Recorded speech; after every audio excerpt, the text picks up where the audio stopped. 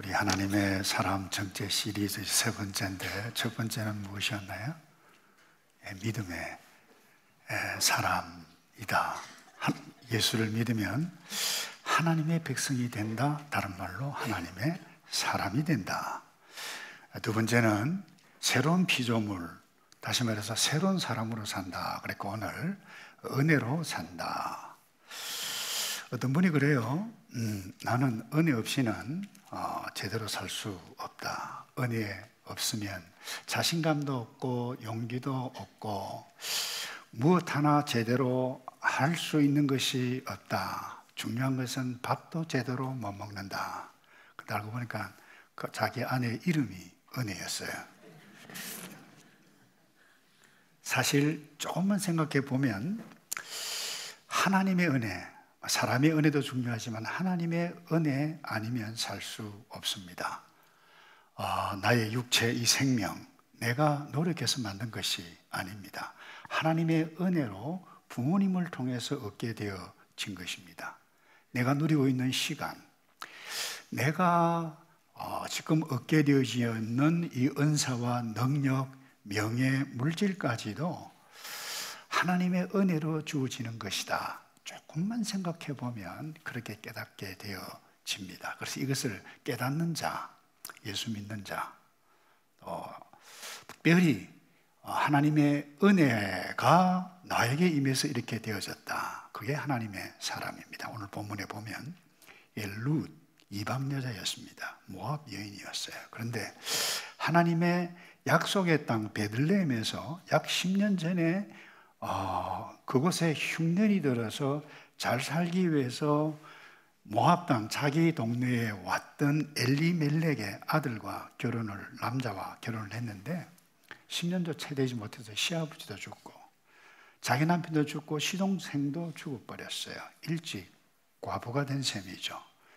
그런데 홀로 된 이 시어머니가 고향으로 가겠다. 그래서 그 시어머니 나오미와 함께 시어머니의 고향 땅으로 왔는데 그게 한 남자 보아스를 만납니다. 결혼을 하게 되어집니다. 은혜를 누립니다. 새로운 인생 펼쳐집니다. 이것만 딱 보면 시어머니 효성스럽게 잘 숨겼으니까 인생 역전에 나타나는 이와 같은 인생 역전의 스토리로 이해하기가 쉬운데 제가 누차 강조합니다마는 성경은 윤리 도덕 교과서, 내가 시부모 누구에게 잘하면 복 받는다, 그와 같은 것을 강조하기 위해서 쓰여진 책이 아니라 그랬습니다. 물론 윤리 도덕을 포함하고 있지만 윤리 교과서가 아니라 모든 성경을 통해서 하나님의 구원이 그야말로 형편없는 우리 모든 인간들에게 어떻게 임했는가, 그와 같은 것을 우리에게 깨닫게 해주는 말씀입니다. 여러분 1장 집에 돌아가셔서 가급적이면 4장밖에 되지 않는데 다 읽어보시기 바랍니다.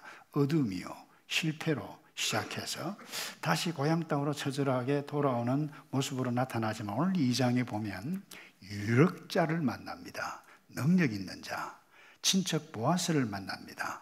그의 돌봄, 그리고 책임 때문에 이들의 인생들이 새로운 길로 열려져 활짝 피어져가는 아름다운 동행을 보게 됩니다. 그런데 마지막 4장에 와서 이 며느리 룻이 보아스와 결혼해서 아들을 낳습니다. 그런데 이 시어머니 나오미가 이 아기를 안고 나오는데 이 동네 사람들이 보통 노래가 아니고 보통 칭찬이 아니에요. 이렇게 이야기를 합니다. 4장 17절에 이웃 여자들이 나오미가 아들을 낳았다라고 하며, 아기를 누가 낳았어요? 룻이 낳았어요. 근데 나오미가 낳았다 하면서 그 이름을 오벳이라 불렀습니다. 그는 다윗의 할아버지 이새의 아버지가 됩니다. 알다시피 이스라엘의 두 번째 왕 다윗의 할아버지, 이 다윗의 계보 안에 여러분 메시아 예수 그리스도가 탄생했습니다. 놀라운 일입니다. 근데 더 놀라운 일은 여러분들이 마태복음 1장에 보면 이 참 깐깐한 유대인들의 그 족보 이야기 나오는데 이방 여자의 이름 룻이 등장합니다. 별난 유대인들입니다. 가문을 굉장히 중요시하게 여기는데 이방 여인이 등장합니다. 창피당해야만 합니다. 수치당해야 할 이방 여인이 이 예수 그리스도의 그 가문에 들어있다라고 하는 것을 여러분 도대체 인간적으로 문화적으로 어떻게 설명할 수 있습니까? 이 설명이 안 됩니다. 딱 하나입니다. 은혜입니다. 죄 때문에 창피당하고 벌어져야 할 죄인이었던 우리가 하나님의 은혜가 임해서 우리가 하나님의 족보, 하나님의 생명체, 하나님의 사람이 되었다라고 하는 그 이야기를 어제 나오미의 스토리를 통해서 우리에게 들려준 것이지, 그것은 룻의 스토리가 아니라 바로 오늘 저와 여러분의 스토리라고 하는 것을 잊지 않기를 바랍니다. 여러분, 은혜가 무엇입니까? 좀 외국말을 써서 죄송한데 이 히브리어로는 헤세드, 인자하심, 은혜라고 합니다. 헬라어는 카리스라고 하는 단어를 쓰는데 영어로는 물론 그레이스라고 그러죠. 근데 이 히브리 원어의 헤세드의 원어의 깊은 의미에 들어가 보면 이런 의미가 있어요. 창피를 주고 창피를 당한다. 꾸중을 당하고 꾸중을 듣는다라고 하는 의미가 있는가 하면 사랑을 준다, 사랑을 받는다라고 의미가 함께 있어요. 그 언어학을 전공한 제 친구가 쓴 책에 의하면 은혜가 무엇이냐? 창피당하고 수치스럽고 욕을 먹어야 할 그와 같은 상황에 사랑을, 이쁨을 받는 것이다. 정확하게 표현을 했어요. 룻은 이쁨을 받아야 할 여인이 아니었으면, 특별히 유대인들에게 그것도 빈털터리였습니다. 과부였습니다.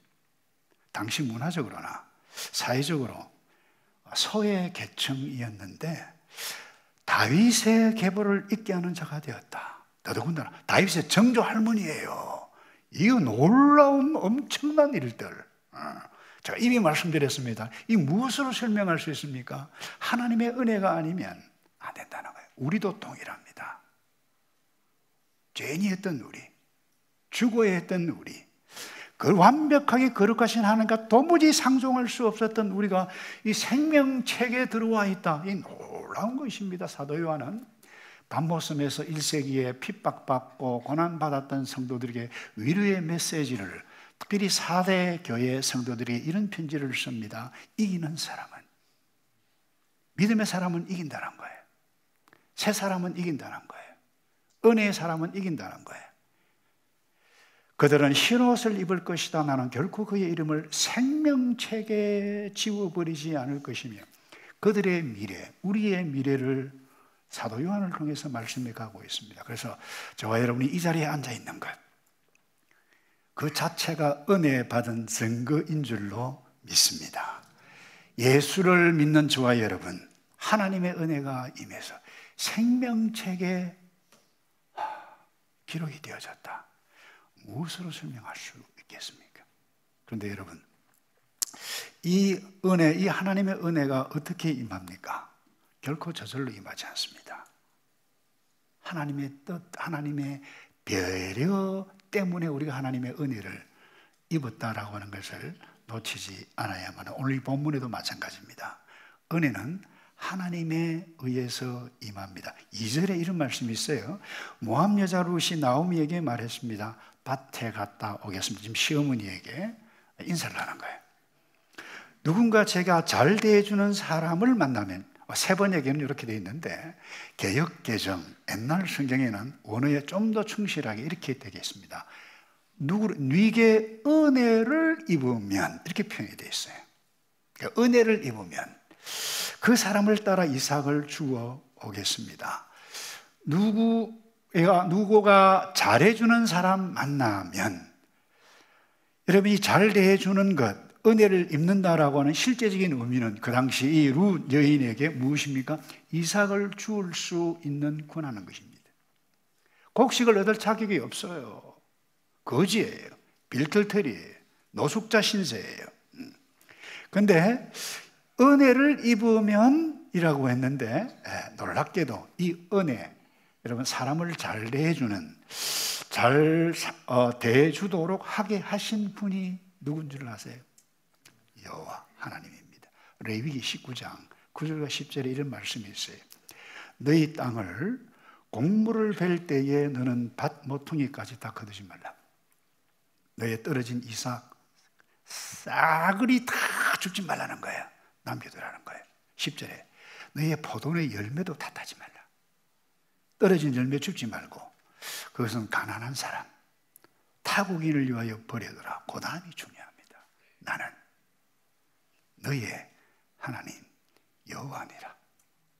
하나님께서 이렇게 배려하셔서 법으로 가나안 땅 들어가기 전에, 약속의 땅에 들어가기 전에 이전해 주신 율법. 자, 룻이 어떻게 해서 은혜를 얻었습니까? 이 하나님의 은혜 때문에 보아스를 통해서, 친절한 사람들을 통해서 얻게 되어졌다라고 하는 것. 여러분, 은혜가 누구 때문입니까? 여호와 하나님. 그 다음에 은혜가 어떻게 임합니까? 하나님의 은혜는 저절로 오는 것이 아니라고 제가 먼저 말씀드렸어요. 바른 나의 선택을 통해서 얻게 되어집니다. 자, 결론적으로 쉽게 이야기하면 어떻게 나오미가 새로운 삶을 펼쳐가고 룻이 새로운 삶을 열게 되어졌는가? 여러분, 나오미, 룻이 스스로 내가 다시 베들레헴 땅으로 와야 되겠다라고 선택하지 않았다라고 하면 이 은혜를 입을 수가 없었던 것입니다. 다시 말해서 보아스 유력자를 만날 수도, 은혜를 입을 수도 없었다는 것입니다. 그런데 이 선택을 어떻게 할 수 있게 되어졌죠? 중요한 것을 1장 6절에 이렇게 말씀합니다. 그 여인은, 여기 그 여인은 룻이 아닙니다. 나오미입니다.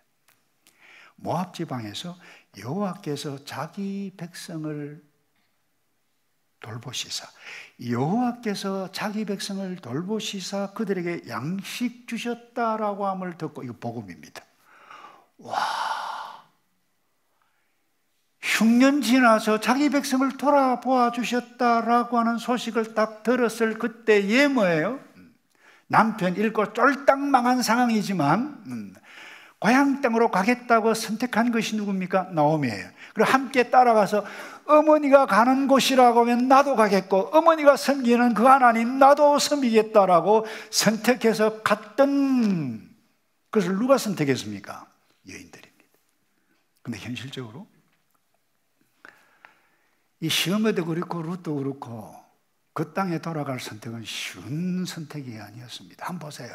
10년 전에 물론 남편 엘리멜렉 따라서 왔지만 나갈 때 하나님께서 주셨던 이 약속의 땅 베들레헴에 흉년이 들어왔다고, 자기 가족 잘 먹고 잘 살겠다고 모압 땅에 갔는데, 잘 살겠다고 갔는데 돌아왔는데 완전히 빈털터리예요. 과부예요. 꼴 좋다. 동네 사람들로 봤다. 잘 먹고 잘 살겠다고 나갔는데 너 이렇게 왔니? 여러분, 이와 같은 상황을 들어야 할 형편입니다. 그럼에도 불구하고 이 여인들은 돌아오겠다고 선택했습니다. 선택할 수 있었던 근거가 무엇입니까? 다른 것 없어요. 똑같습니다. 여호와께서 자기 백성들에게 먹을 양식을 주셔서 돌아보셨다라고 하는 이 소식, 이 말씀을, 이 복음을 듣고 선택했다라고 하는 것입니다. 그야말로 남편이 잃고 거지로 살아가야 할 깊은 고난의 현실에서 수치, 창피함을 무릅쓰고 그들이 선택했던 것은 무엇입니까? 그들이 의지였지만 우리가 오늘 나누어 가야 할 부분, 이 부분입니다. 그들이 그럼에도 불구하고 선택할 수 있었던 것은 하나님의 은혜가 시어머니 나오미 룻에게 임하지 않았다라고 하면 그와 같은 선택을 할 수 없었다는 것입니다. 그래서 우리가 기도해야 할 부분이 바로 여기에 있습니다. 이 부분에서 우리가 깊은 고난 가운데 있을 때, 힘든 일 당했을 때, 어려움 중에 바른 분별력을 얻는 것, 하나님의 은혜가 아니면 wrong decision을 합니다. 잘못된 선택을 합니다. 바른 분별력이 생겨서 예수 믿고 성도가 되고 바른 선택을 하게 되는 것이 하나님의 은혜인 줄로 믿습니다. 여러분, 깊은 고난 가운데서도 분별력을 얻었던, 하나님의 은혜를 받았던 성도들, 바른 선택을 했습니다. 대표적인 경우가 지난주에도 내가 영국 사람을 소개했습니다만 Amazing Grace를 작시했던 존 뉴턴, 영국 사람입니다. 노예무역에 그야말로 노예를 아프리카에서 실어다가 배에 실어다가 파는 노예 선장이었습니다. 그런데 그 당시에는 쟨 줄도 몰랐습니다. 풍랑을 만납니다. 깊은 바다 한복판에서 배가 쪼개어지고 난파를 당하고 죽음의 위기 가운데 그때 깨닫기 시작합니다. 하나님 도와주십시오. 그리고는 지금까지 자기가 했던 것, 제로에 생각하지 않았던 부분들이 생각이 납니다. 회개를 합니다. 눈물을 흘립니다. 그리고는 구사일생으로 살아남습니다. 그리고는 새로운 길을 선택합니다. 이 놀라운 은혜, Amazing Grace, 나 같은 죄인 살리신 그 은혜 너무나도 놀랐다. 여러분, 하나님의 은혜가 임해야 분별력이 생기고 깊은 고난 가운데서도 하나님의 은혜가 임하고 내가 새로운 삶을 걷게 되어진 그 자체가 하나님의 은혜가 아니고 무엇입니까, 여러분? 이런 의미에 있어서 여러분의 깊은 고난 가운데서도 내가 한순간의 선택이 저와 여러분의 미래의 삶, 아니 영원의 삶을 선택한다라고 하는 사실, 대부분 사람은 바른 선택을, 아니 하나님의 은혜가 없는 사람은 깊은 고난 가운데, 아니 어느 놈이 누가 나의 인생을 이렇게 만들어버렸어? 고난당할 때 하나님 믿으라고 할 때 하나님 믿어? 차라리 내 주먹을 믿어라 이놈들아. 그와 같은 선택을 하는 사람들이 더 많습니다. 그런데 하나님의 은혜가 임하면 바른 분별력을 얻게 되어지고 바른 선택을 하게 되어지는 것, 이게 하나님의 은혜인 줄로 믿습니다. 그 다음에 또 하나, 은혜가 어떻게 오느냐? 한 구속자 때문입니다. 이 한국말은 참 발음 잘못하면 한 구속자, 이게 아니고 한 구속자입니다. 영어로 이야기하면 이 구속이라는 단어는 redeem이라고 하는 단어입니다. 구속자, redeemer입니다.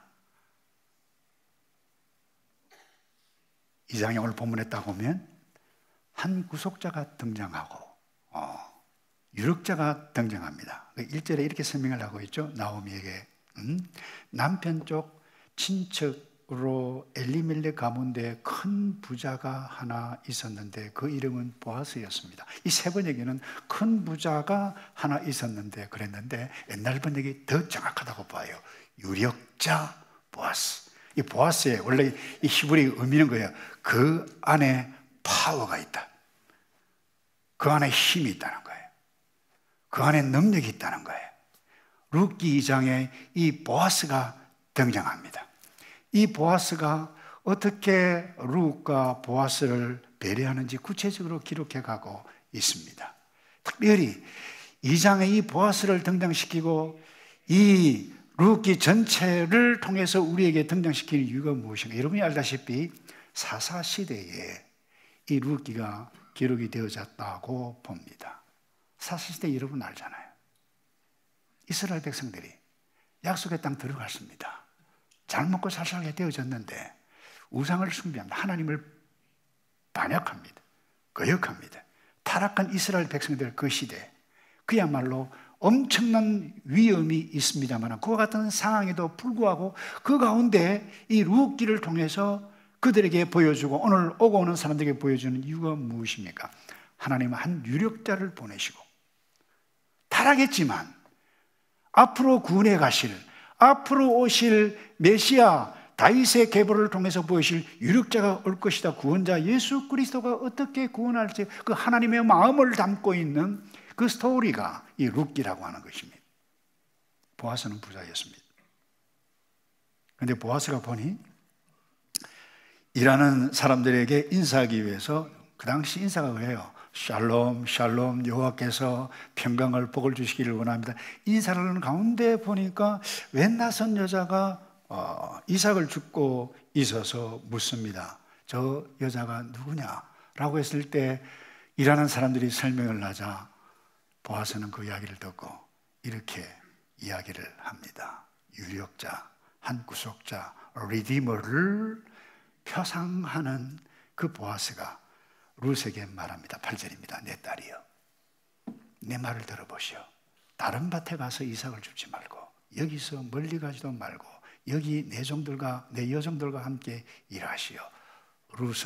룻의, 다시 말해서 나오미의 가문의 친척이었습니다. 배려합니다. 이미 알았습니다. 그런데 이 정도가 아닙니다. 15절 마지막 부분에 다시 그 하인들에게, 일하는 사람들에게 부탁합니다.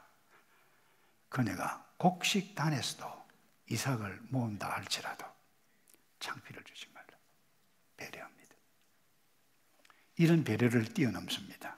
그 당시 고엘이라고 하는 제도가 있습니다. 이 고엘이라고 하는 제도는 하나님으로부터 은혜로 받았던 땅, 권한, 재산, 이것을 어떤 사정에 의해서 가난하게 되어서 모든 것을 다 잃게 되어졌을 때에 희년이라고 하는 제도를 만들었고, 그와 같은 희년이 되기까지 모든 것을 책임져 주는 제도를 고엘 제도인데, 이 고엘 제도도 가장 가까운 친척이 먼저 책임을 져야만 하는 그와 같은 제도였어요.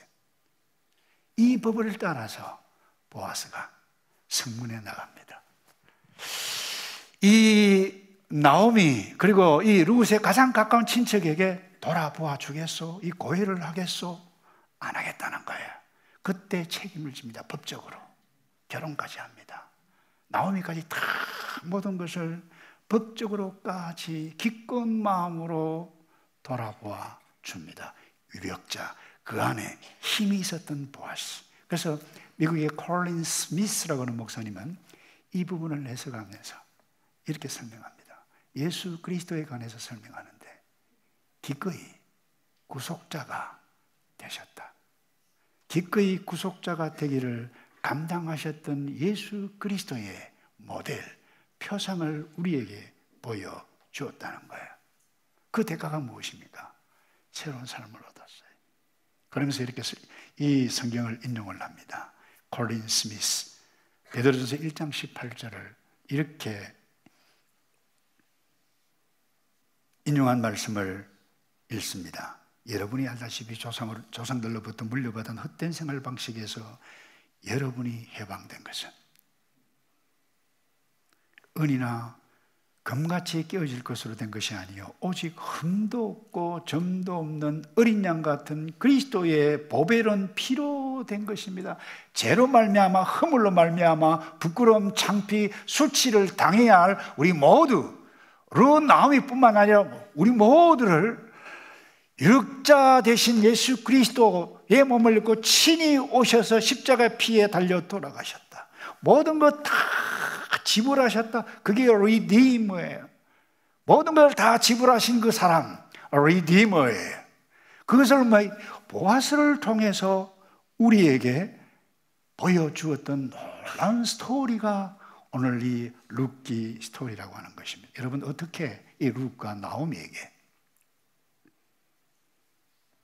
오늘 우리에게 이 은혜가 임했습니까? 그건 다름 아닙니다. 하나님의 섭리, 오묘하신 하나님의 뜻, 오묘하신 하나님의 사랑, 그 은혜가 아니면 저와 여러분이 오늘 2부 예배 앉아서 메시지를 듣고 예배를 하고 하나님을 찬양하고 이 자리에 설 수 없었다라고 하는 것을 우리는 깨달아야 할 줄로 믿습니다. 우리 곁에 누가 있나요? 유력자 예수 그리스도. 어제 룻에게 보아스 유력자가 있었듯이 이것을 꼭 기억하기를 바라고, 마지막으로요, 우리가 은혜가 임하면 어떻게 되는지 그 말씀을 나누고 마무리할까 싶은데요. 이 하나님의 은혜가 임하면 하나님의 인도하심이 우리에게 있습니다. 또 하나, 하나님의 보호하심이 우리에게 찾아옵니다. 자, 한번 보세요. 이 시어미와 함께 낯선 베들레헴 땅에 온 이 룻이 어머니가 시킨 대로 나가서 이렇게 이삭을 주우러 가라 했는데 그 3절에 보니까 이렇게 기록이 되어져 있어요. 룻이 가서 배는자를 따라 밭에서 이삭을 줍는데 그 다음 뭡니까? 좀 읽어보세요. 안 나오나요?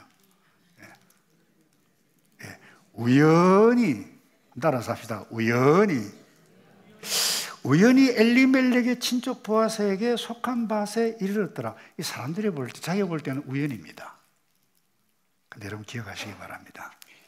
하나님의 구원 역사에는 결코 우연이 없습니다. 어쩌다가 보아스 밭에 갔는데 그것을 인간적인 차원에서 보니까 그 우연히 보아스 밭에 갔다라고 하는 것입니다. 근데 여러분 하나님의 구원의 역사에는 우연이 없습니다. 예수님께서 친히 말씀하셨어요. 참새 한 마리 떨어지는 것, 하늘에 계신 아버지의 뜻이 아니면 그럴 수 없느니라 말씀해 주셨습니다. 여러분 베들레헴 땅 떠나가서 자기 잘 살겠다고 어제 엘리멜렉이 선택한 것, 그들은 잘 살고 잘 먹기 위해서 갔는데 우연히 남편 엘리멜렉이 죽고 우연히 아들도 죽고 큰아들도 죽고 우연히 작은아들도 죽고 왔는데 우연히 뭐예요? 보아스의 밭에 있다는 것입니까? 우연입니까? 여러분 오해하지 마시기 바랍니다. 사람이 죽든 고난이 오든 사업에 실패하든 질병에 걸리든 하나님의 구원의 역사에서는 우연이 없습니다. 우리가 볼 때는 우연히 어쩌다가 보니까 질병에, 어쩌다 보니까 이 사람하고 결혼하게 되어졌고, 어쩌다 보니까 하늘교회에 왔고, 어쩌다 보니까 사람이 가자 어쩌다 하다 보니 알파에 왔는데, 어쩌다 보니 내가 예수가 믿어지고 하나님의 백성이 되었다. 여러분 우연이 아니라 하나님의 인도하심, 하나님의 섭리가 아니면 저와 여러분 이 자리에 앉아 있을 수 없다라고 하는 것을 확신하시기를 바랍니다. 그래서 어쩌다 교회에 온 것이 아닙니다. 하나님의 인도하심입니다. 이것을 잃어버리면 우리가 실수합니다. 그래서 이런 자이기에 하나님께서 보호하시고 돌보신다는 거예요. 하나님께서 인도하십니다. 어떻게 보호하시고 돌보신가? 14절을 볼까요? 식사 때가 되자 보아스가 룻에게 말했습니다. 이리로 와서 빵을 좀 먹고 그 조각을 식초에 찍어서 들도록 하시오. 룻이 추수하는 사람들과 함께 자리에 앉아 보아스는 룻에게 볶은 곡식을 주었다. 룻은 마음껏 먹고 얼마를 남겼습니다. 가서 시어머니와 함께 먹었죠. 여러분 이 놀랍습니다. 이 유대 문화에 함께 식사 테이블에 초청한다. 쉬운 일이 아닙니다. 가족이 아니면, 함께 동족이 아니면 그 어려운 일입니다. 이방 여인 이 함께 식사 자리에 초청을 받았다. 놀라운 사실을 우리에게 보여주고 있습니다. 다시 말해서 상종할 수 없었던 어디 이방인인데 맞아주었다는 것입니다. 여러분 구원의 은혜가 임하면 이와 같은 일들이 누구에게 일어난다고요? 룻에게만 일어나는 것이 아니라 저와 여러분에게도 일어납니다. 여러분 죄인이었던 저와 여러분, 티끌만한 죄가 있어도 도무지 용납하지 못하고 상종하지 않은 거룩하신 그 하나님께서 인간의 몸을 입고 리디머로 오셨을 때 행하셨던 일이 무엇입니까? 죄인들의 친구가 되어주셨어요. 함께 테이블에 가서 먹고 마셨습니다. 이 깐깐한 잘못된 하나님의 마음을 모르는 유대인들은 저 예수가 그 죄인들과 불경건한 사람들과 함께 하도다라고 했는데 유력자 예수 그리스도는 어떤 일을 하고 어떤 일이 앞으로 일어날지를 보여주었던 어제의 보아스, 예수 그리스도께서 복음서에 나타난 그 삶을 통해서 우리에게 보여주는데 우리가 어떤 자인가요? 예수 그리스도와 함께 먹을 자, 복을 누릴 자, 구원이 임한 백성, 구원의 삶, 이 은혜의 삶을 풍성하게 누려가야 할 자라고 하는 것을 보여주고 있는 것입니다. 사도 바울은 1세기 때 소아시아에 있었던 성도들에게 핍박을 받고 환난을 받고 기근과 환난 때문에, 그 당시 사실 어떻게 보면 예수 믿는 사람 다 소외계층이었어요. 잘 사는 사람들 있었지만 대부분은 가난했습니다. 기근을 만났습니다. 핍박을 받았습니다. 그때 이들에게 어떻게 격려한 줄 아십니까? 어떻게 해서 우리에게 은혜가 임했느냐? 로마서 8장 1장부터 시작합니다. 근데 중반부에 가면 우리가 환난과 핍박을 당하지만 우리가 어떤 존재인지를 선명하게 중반부부터 하반부부터 말씀합니다. 30절입니다. 8장 30절. 하나님께서는 미리 정하신 그들을 또한 부르시고 부르신 그들을 또한 의롭다 하시고 의롭다 하신 그들을 또한 어떻게 하셨다고요? 영화롭게 하셨나니라. 이 말씀의 의미를 듣고 알고 이 말씀을 읽으면 눈물이 날 수밖에 없어요. 죄인인 우리가 영화롭게 되어 하늘의 생명책에 덩그러니 있다. 근데 현실은 어떻습니까? 핍박이에요. 가난이에요. 질병이에요. 그때 사도 바울이 이렇게 위로를 합니다. 31절입니다. 그러면 이 일에 대해 우리가 무슨 말을 하겠습니까? 그 다음에 보세요. 하나님께서 우리를 위하시면 누가 우리를 대적하겠습니까? 하나님이 우리를 위하시면, 한번 따라서 합시다. 하나님이 우리를 위하시면, 의미 있게 생각해 보시기 바랍니다. 다시 한번 하십시다. 하나님이 우리를 위하시면. 놀라운 질문입니다. 놀라운 선언입니다. 사도 바울은 그렇게 묻습니다. 누가 여러분을 대적하고 있습니까? 환난이냐, 핍박이냐, 기근이냐, 질병이냐, 가난이냐,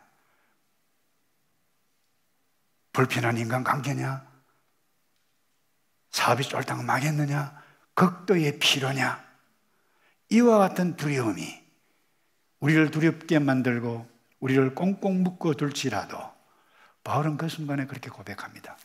하나님이 우리를 위하시면. 무슨 이야기입니까?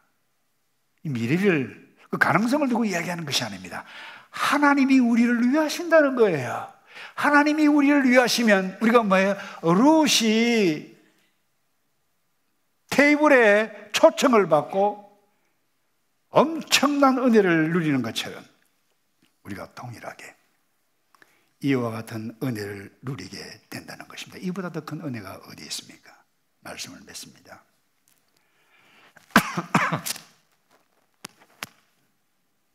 우리는 이 은혜를 받은 사람입니다. 우리는 이 땅에 살면서 이 은혜를 바라보며 살아가야 할 사람입니다. 우리는 이 은혜를 받았기에 용서받은 자에게 다른 사람 정죄하고 비판하고 비난하고 나 같은 죄인 살리신 것은 놀라운 은혜인데 너 같은 사람에게 주신 것은 하나님의 실수다. 여러분, 이렇게 생각했던 사람이 어제 이스라엘 백성들이었습니다. 그렇게 살지 않기를 주님의 이름으로 축복합니다. 우리는 은혜를 받은 사람이에요. 하나님의 은혜로 살아가는 저와 여러분 되기를 주님의 이름으로 축복합니다. 기도하겠습니다. 하나님, 은혜 없이는 한순간도 살 수 없는 우리 자신들인 것을 기억해가고 오늘도 내일도 은혜를 바라며 은혜로 살아가 예수 그리스도만 바라보아 내게 은혜가 풍성하고 다른 사람에게도 은혜를 풍성하게 나누어가는 삶으로 살아갈 수 있도록 우리를 도와 주시옵소서. 예수 그리스도의 이름으로 기도하옵나이다.